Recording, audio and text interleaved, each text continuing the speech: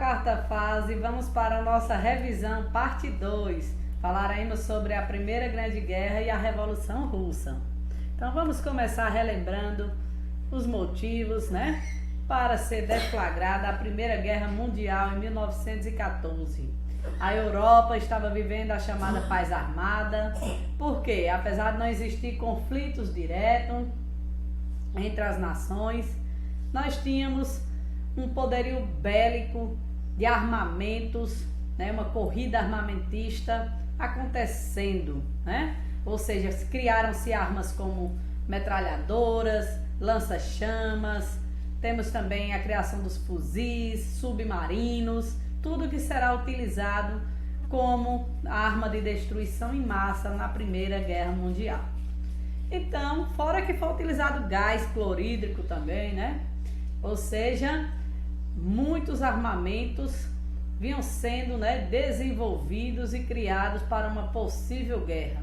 Existia o pan-germanismo, ou seja, a Alemanha com sua política expansionista, protecionista, querendo o poder imperialista, e disputava regiões dos Balcãs, como a Alsácia e a Lorena, com a França, Então, ou seja, existia já aí um sentimento de revanche, de revanchismo, um sentimento de disputa causado por guerras anteriores entre a França e a Alemanha.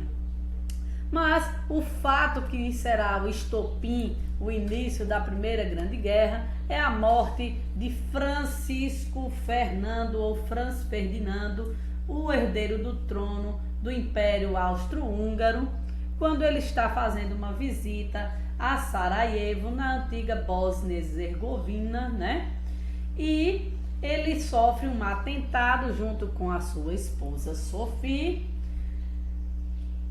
de um terrorista do grupo Mão Negra, um grupo da Sérvia, que irá matar, abrir fogo contra o príncipe, o herdeiro do trono do Império Austro-Húngaro. Então, esse será o estopim que vai formar, vai fazer com que a Alemanha, junto com o Império Austro-Húngaro e a Itália, forme a chamada Tríplice Aliança, e eles irão se aliar e declarar guerra à Tríplice Entente, formada por França, Reino Unido e Rússia. Temos ainda outros países que ficaram neutros no conflito e estavam ali, vizinhos, aos países que estavam guerreando, como a Grécia, Romênia, Sérvia, Noruega, Suécia, Dinamarca, Holanda, Bélgica, não entraram diretamente no início do conflito, ficaram neutras. O Brasil e os Estados Unidos só entram na guerra quando a Rússia sai para fazer a sua revolução.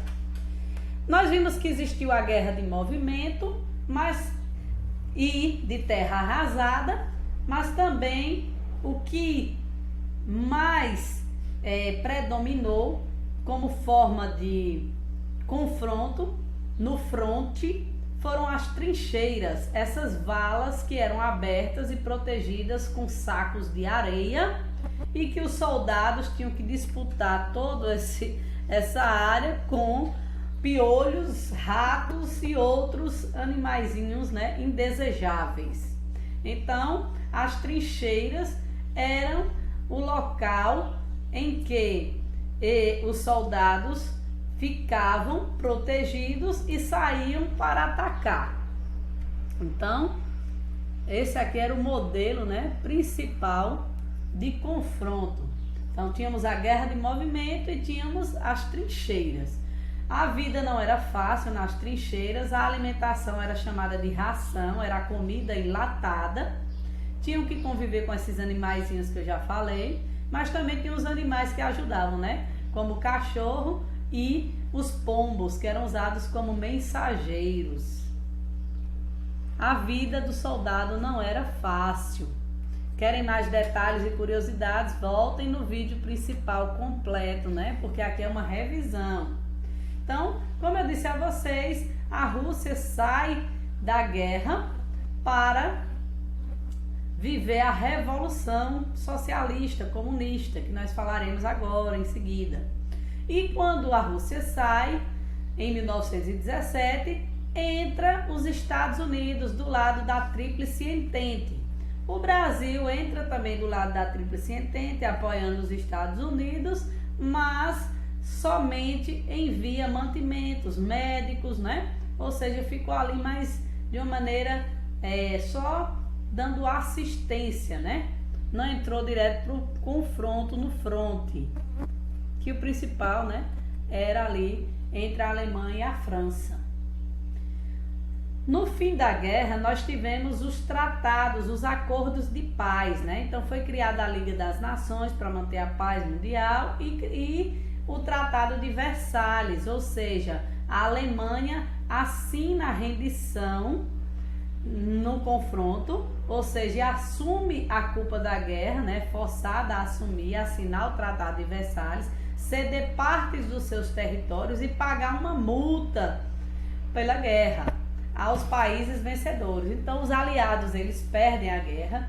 Nós vimos aí no início que a Itália entrou do lado dos aliados junto com a Alemanha e o Império Austríaco, mas a Itália no meio da guerra muda de lado, né?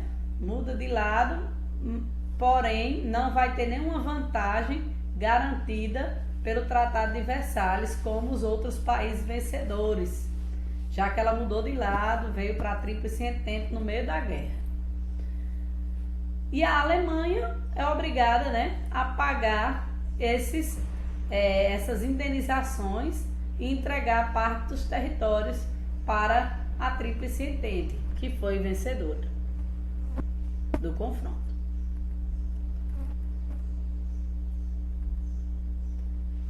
Vamos agora entender o processo da Revolução Russa. Nós temos aqui o czar Nicolau II, que a Rússia, quando entrou na Primeira Grande Guerra, ainda era governada por ele. E toda guerra tem um custo muito alto, mas a Rússia vivia uma sociedade ainda tipicamente feudalista, pouco industrializada e com a população vivendo na miséria, passando fome. E o czar estava mais preocupado com questões externas do que internas. Então, isso vai fazer com que parte da população, né,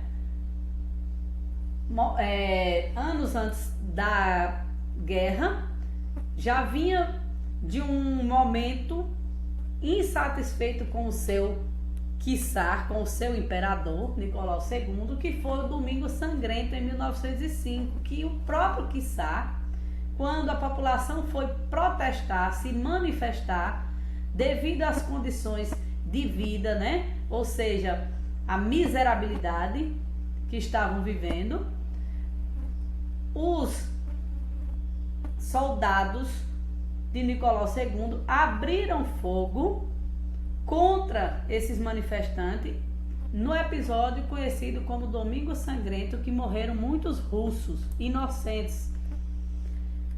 E aí nós temos aqui, depois do Domingo Sangrento, a Revolução Russa, quando o czar e sua família vai ser forçado, né, a renunciar ao trono, porque participou da guerra, teve gastos absurdos com o confronto e a população irá se unir para derrubar o czar. E tem já contei a triste história, o fim da família, né, do czar, que vai ser morta pelos revolucionários. E o governo russo vai ficar sob a liderança de Lenin.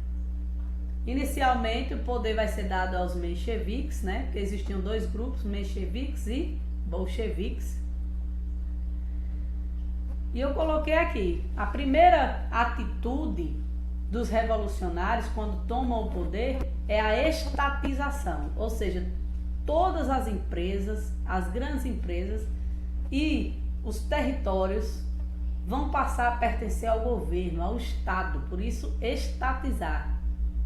Os bancos, as indústrias, as terras, agora tudo não tem propriedade privada particular, tudo pertence ao governo, ao Estado. É o que nós chamamos de estatizar, estatização dos meios de produção.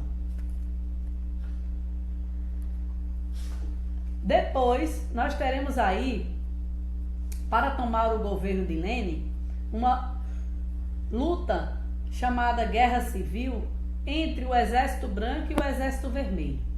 Os revolucionários liderados por Trotsky irão promover essa guerra civil, onde 3 milhões de homens, né, treinados sobre o regime comunista, a propaganda comunistas, irão fazer essa guerra civil.